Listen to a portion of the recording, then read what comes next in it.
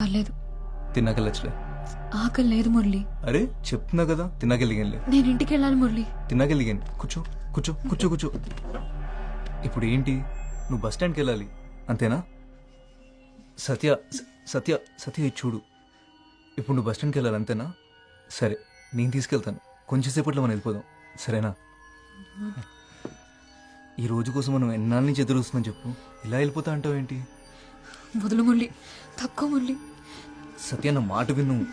వదులు మురళి, నొప్పిగా ఉంది. నొప్పిగుందా? మరి ఎందుకులా నన్ను గింటేస్తున్నావు? కొంచెం సేపట్లో వెళ్ళిపోదాం అని చెప్పాను కదా, కొంచెం వెళ్ళిపోదాం అని చెప్పాను కదా. సత్య సత్య అది కాదు, ఒకసారి సత్య నా మాట విను. సత్య సత్య ఒక